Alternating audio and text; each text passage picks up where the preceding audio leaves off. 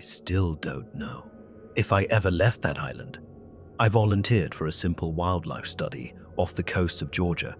6 days, cataloging seabirds on a conservation island nobody lived on. There were 4 of us, but every trail camera we checked showed 5. The posting came through my university in Savannah. A conservation grant needed research assistants to document bird populations on Harker Island, a restricted landmass 12 miles off the Georgia coast. No civilians, no tourism, just salt marsh, live oaks, and birds. I've been grinding through my ecology masters, broke, burned out, and 6 days on an empty island sounded like relief. Our team, myself, 2 grad students named Dana and Colin, and our project lead, Dr. Liang, chartered a boat out on a Tuesday in March. The island was quiet, in a way that felt earned. The first night, we reviewed trail camera footage from the eastern shore. Standard stuff, herons, egrets, a raccoon. Then Colin froze the frame. Between 2 palmetto trees, walking behind our group, there was a 5th figure. Same field gear, same pace. We scrolled through every camera. The figure appeared in all of them. None of us recognized the face. Dr. Liang called it a glitch. Moisture on the lens. We moved on. But that night, the satellite phone rang. The voice said it was base camp and told us to shift our survey inland. I thought nothing of it until morning when the real base contacted us and said they sent no call. We played the recording back. It was my voice, my exact cadence, calmly instructing us to go deeper inland. Don't leave yet. The study isn't complete.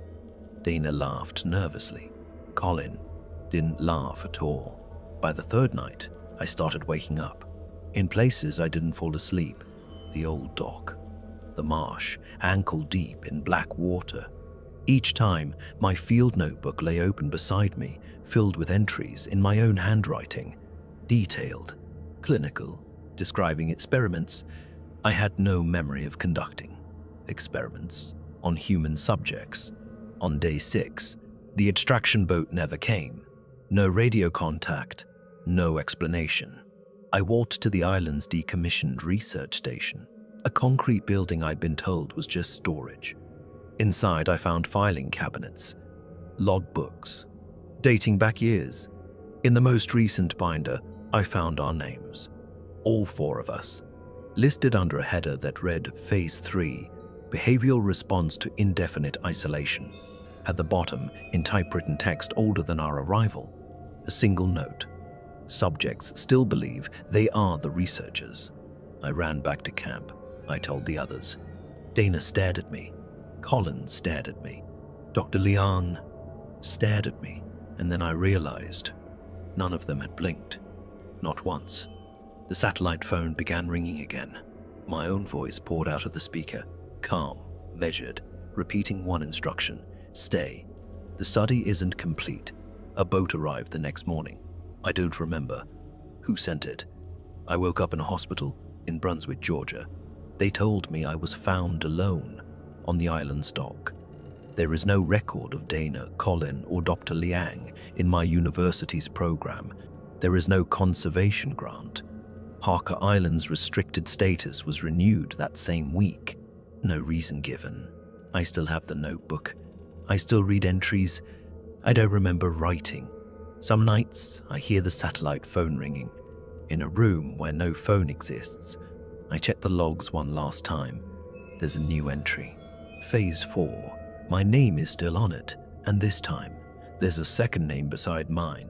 Someone who hasn't arrived yet. I still do not understand how a place that's been empty for 60 years already knew my name. I took the job because I needed the money. A solo caretaker gig on Gallows Island, a quarantine station 3 miles off Rockland, Maine. The Historical Society said it was closed for restoration. All I had to do was watch the buildings and radio the mainland each morning. Nobody told me. The island was still running. I arrived on a Tuesday in late October. The ferry captain dropped me at the dock without cutting his engine. He said one thing: don't go in the infirmary after dark. I laughed. He didn't. The compound was simple. 6 barracks, a main hall, a locked infirmary at the north end, and an operating theatre behind it, sealed with a chain. I had keys to everything, except that theatre. My first few hours were quiet. I walked the grounds, checked windows, ate a sandwich on the steps of Barracks 4. The ocean wind was steady. It felt like any empty place. Then sunset came. The coughing started around 9. Low, wet, rhythmic, coming from Barracks 2, the one I'd walked through that afternoon. Every bed had been empty. Every bed was still empty when I checked again. But the coughing didn't stop. Then I heard it. Chains dragging slowly across a concrete floor from the locked infirmary. I told myself it was pipes. Wind through old vents. I almost believed it. The next morning, I found the medical ledger in the main hall. Patients listed by bed number, bed 1 through bed 22. I walked to the ward to compare. The dusty tags matched, but every single one now had my name on it. Fresh black ink. Still wet. I grabbed the radio. Static.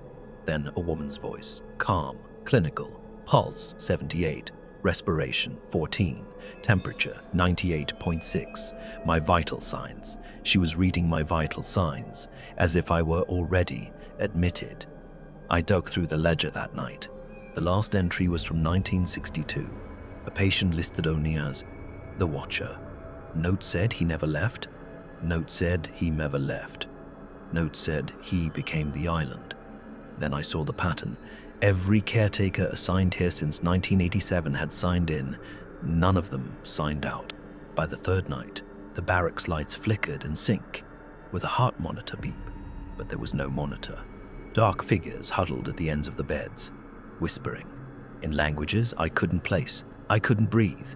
I broke into the operating theatre. I needed to find whatever was making that sound. The room was prepped. Tools laid out on a steel tray. The table was clean, and on the light box, an X-ray. My X-ray. My ribs cracked open, dated for tomorrow. I ran. I didn't stop until I hit the dock. I fired every flare I had. The Coast Guard found me at dawn, shaking on the dock. They searched the compound. The bed tags were there, the ledger, the tools, but the X-ray was gone. The Historical Society terminated my contract. They said the position had been discontinued. When I asked how many caretakers came before me, the woman on the phone went quiet. "You're the first one," we got back. I don't sleep without lights anymore. I still hear that heart monitor, faint, steady, patient, like something tracking my pulse from 3 miles across black water. The X-ray was dated for tomorrow. That was 6 months ago. And last week, I started coughing. Last night, I found a new X-ray slid under my apartment door. Same ribs, same date. This time, the table wasn't empty. I was invited home. That's what the letter said. A family gathering on Halder Island off the coast of Maine. Everyone would be there. And when my boat touched the dock at sunset, everyone was gone. My grandparents bought Halder Island in 1962. A tiny strip of rock and pine, 3 miles off Jonesport, Maine. 6 houses, a chapel, a dock. My whole family, aunts, uncles, cousins lived out there year-round. I hadn't visited since I was 9. After my parents divorced, my mother moved us to Albany, but this past October I got a handwritten letter. Family-only gathering. Come home. Signed by my grandmother. I hadn't heard from her in 14 years. I took the last charter out of Jonesport. The captain said he'd return Monday morning. The dock was empty. No one waiting. I walked to my grandparents' house first. The front door was wide open. Inside, the stove was on. Soup still warm in the pot, coats on the hooks, shoes by the door. But no one. I checked every house, all 6, all unlocked, all the same. Food still warm, lights on. Not a single person anywhere on the island. Then the chapel loudspeaker crackled to life. It played recordings. old ones layered with tape hiss. My grandmother's voice, my uncle's, my cousin Sarah's, all saying the same thing. Don't come back to the island. Please, never come back. If you get a letter, burn it. They were begging me, by name. I ran back to the house. That's when I noticed the photographs. The hallway was lined with framed portraits, going back decades. But the faces were wrong, blurred, smudged, like someone dragged a wet thumb across everyone. And in photos from the 1940s, decades before I was born, I saw myself standing in the back row, same face, same eyes, unsmiling. The phone lines were dead, every house. But in my grandparents' bedroom, an old rotary phone sat on the nightstand. At exactly 3:17 a.m., it rang. I picked it up. It was my voice, screaming, begging for help, saying words I hadn't spoken yet, describing things I hadn't seen. But the worst part, it knew what I was about to do next. Every move, every breath, I realized I'm not just visiting. I have always been here. The photographs prove it. The recordings confirm it. Whatever keeps my family on this island has been waiting for me to complete the circle. When the sun finally began to rise, I walked to the bathroom. I looked in the mirror. I wasn't alone. In the reflection, behind me stood every missing member of my family, crowded into that tiny room, staring. Their eyes weren't empty. They were accusing, like I was the lock, like I was the reason none of them ever left. I turned around. The room was empty. I turned back to the mirror. They were closer. The charter captain found me on the dock Monday morning. I don't remember Sunday. I don't remember packing my bag or locking any doors. I moved to Tucson. I don't go near the ocean. I don't answer letters with no return address. But sometimes, late at night, I catch my reflection, a half second too slow, and behind me in the glass, I see them standing, waiting. If your family asks you to come home and you haven't heard from them in years, ask yourself why they waited so long.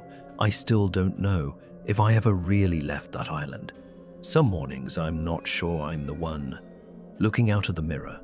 If stories like this keep you up at night, subscribe and maybe leave the lights on tonight.